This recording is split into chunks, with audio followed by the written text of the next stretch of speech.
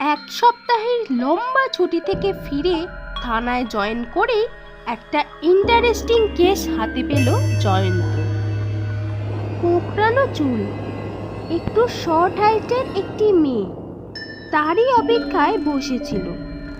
মুখে চোখে বেশ একটা জৌলুস আছে, যা দুবার ঘুরে দেখতে বাধ্য করে। জয়ন্তকে ঢুকতে দেখেই মেয়েটি উঠে দাঁড়ালো। আপনি কি ওসি জয়ন্ত বিশ্বাস? হ্যাঁ বলুন, কি ব্যাপার?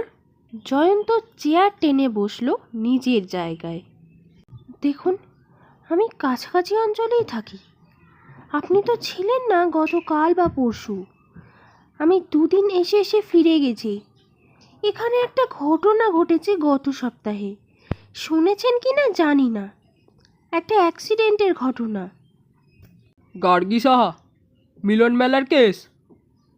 মেয়েটি এবার চেয়ারে বসে বলল, ও আপনি জানেন তাহলে? হ্যাঁ, ওভার দ্য ফোন শুনেছি। আপনি কি বলতে এসেছেন সেটা বলুন। তারপর আগন্তুককে জিজ্ঞাসা করলো, কি নাম আপনার? এই বলে জয়ন্ত একজন পিয়নকে ডেকে মিলন মেলার ফাইলটা আনতে বলল। আমার নাম? দেখুন, আমি যেটা বলতে এসেছি তার সাথে হয়তো আমার নামের খুব একটা সম্পর্ক নেই। মানে আমার নাম বলতে কোনো অসুবিধা নেই, দরকার হলে বলবো। আমি একটা তথ্য আপনাকে দিতে এসেছি।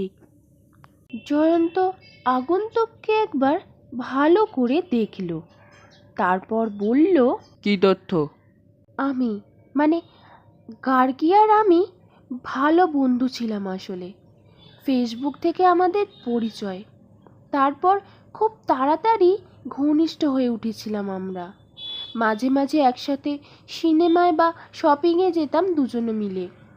গার্গীর বাড়িতে কেউ জানতো না এই ব্যাপারে।